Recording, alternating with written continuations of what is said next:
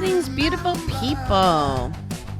Happy Wednesday, January 20th in my world. I am recording a little late today. I just wasn't in go gear early enough, which I don't like because I like my morning time. But here I am, ready to go. When I'm done recording, I get to go pick up the puppy that I haven't had in a while. So Mia's going to spend the day with me, so I'm pretty excited. My neighbor's dog, in case you weren't with me before my road trip. We are going to start by reading Mom's calendar, of course. You are never too old to start a new goal or to dream a new dream.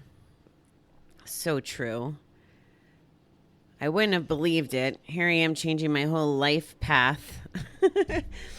My whole life path and work, but also recovery gives us a whole new restart, which is, I guess, the new dream or new path. And it's never too late. I will tell you, there's people in their 70s in some of my online learning environments that are in the same spot as me, just trying to open their new business and be on a completely different adventure. I interviewed a lady yesterday for the other show, but I think you may need to meet her as well. And she's a grandmother and in her 60s, and she's on her now 6th career. The beginning of her career was pretty colorful, but some of her background was in addiction counseling, which is why I think you need to meet her, and then a 911 operator. And now she's trying to help people with stress. So it's pretty impressive. So sometimes all the stuff that gets us to this point is to help us with that next chapter in our lives or that new path. So that's our 20th spiel. On to our reading. Saint Teresa of Avila says, all things pass. Patience attains all that it strives for. Some days it may seem like our struggles will never end. The pain, the loss, the heartaches, the failures, we can recount them all. Where is the strength to go on? What if we begin our day by acknowledging that all things pass? The given time wow. All right, I'm going to start this paragraph over. What if we begin our day by acknowledging that all things pass? That given time, effort, and patience, we can accept or accomplish most anything.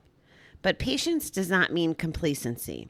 On the contrary, one day in recovery requires a new attitude, a new outlook that, in time, generates its own positive energy for growth and change. We need strength and patience, not only in the difficult moments of our new sobriety, but in the easier ones, the days of comfort when things seem to be going almost too well. Soon we can look back across the months and see growth. As the skills of the dancer or the carpenter increase with time and patience, so do our skills in recovery. As we grow in recovery, becoming ever more patient, we become ever more in tune with our higher power and the promise of a new life. Today, grant me the patience to live in the moment. Help me be willing to believe that all things pass and I can live better in sobriety. This one's a good nugget to master. And I don't know if it's even possible to master. But if we can grasp that all things will pass, all things will change and evolve, it will make our life so much easier and more pleasant. Time does change everything. By the time I finish recording this, it'll be different. Time will be different. Time will have passed. I won't be the same person that I was 15 minutes ago. It's not as obvious as maybe the changes I made in the last, say, year or 5 years or whatever amount of time. It's not quite as obvious, but it is happening. And if you have, all things seem to go back to having this faith and presence, right? If you have this faith that it will pass, or this belief that it'll pass, and I'm not even telling you it has to be higher power faith. It could be just faith that it will pass because everything that's ever happened in your life has passed, correct? That those struggles will pass. The good stuff will pass too, guys. So make sure you're being present and dialed in and enjoying the presence. Things are shortcomings, for example. Those will pass, but we have to, first of all, identify them, work on them, be mindful of different strategies to fix them. So maybe you're impatient, like me. I'm impatient. I was reminded yesterday, I'm pretty impatient. But say you're impatient. You can't fix that. Time won't fix that if you don't identify it and then start working on it and rewiring your brain to think differently. If you're stuck in traffic, you have two options, right? You could be very impatient and frustrated that you're stuck in traffic, or you can take the moment to be like, I get to sit still for a minute. So it's perspective, and that's how you can help fade your impatience, right? Is if you start switching to the feeling instead of the F the cars in front of me feeling. Each day, a recovery requires a new attitude and a new outlook that will generate positive energy for growth and change. That works as long as you're staying connected and working on your recovery. I feel like I'm lecturing a lot lately. I don't know if it's because of different folks I know struggling or what, but you need to be dialed in, and you need to be dialed in every day, because it would be hard to find the strength. Like, think about it. If you're not filling your bucket with meetings or recovery or whatever works for you, and you were trying to start every day with a new attitude, you wouldn't have anything to draw from. So that's where it kicks in, that every day you have to be doing something about it. We need strength and patience, not only in the difficult moments, but the easier ones. The days of comfort when everything seems to be going almost too well. Do you ever have those days? They're probably not as frequent as the struggling days. However, I think the ratio changes the longer you're in recovery. Soon we can look back at months and across the months and see the growth. And that's just it. Time, patience, effort. That is what creates some growth if you're doing the work. And time will change everything. Think about maybe you're a heartache, a breakup. Like I've thought about this last year, not even the most recent guy, but the other ones in the past, where it seems like you can't get over them. It hurts so much. Any communication, any not communication, anything. You see them with a new person.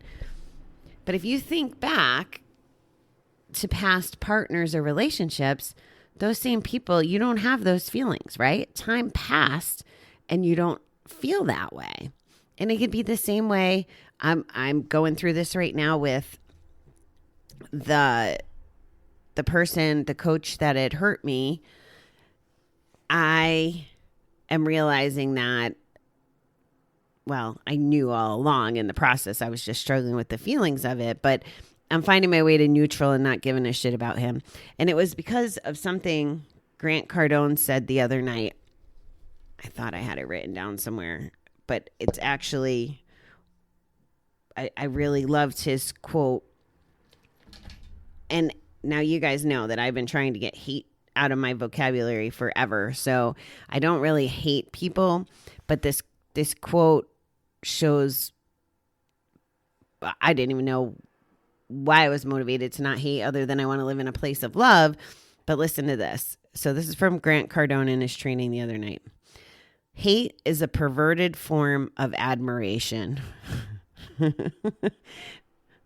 Again, hate is a perverted form of admiration. So going back to thinking about our exes, if we hate them, we're really admiring them. So when we get to what I call neutral in our feelings, and we move past the hate and the anger and stuff and get to neutral, then we're not admiring them. We're not giving them enough of our energy. So time fixes that. Awareness fixes it too. And hopefully that little gem from Grant will help with some things too, because it blew my mind, that sentence. And I'm grateful that I don't hate, but I can even apply it to, anger, ill feelings.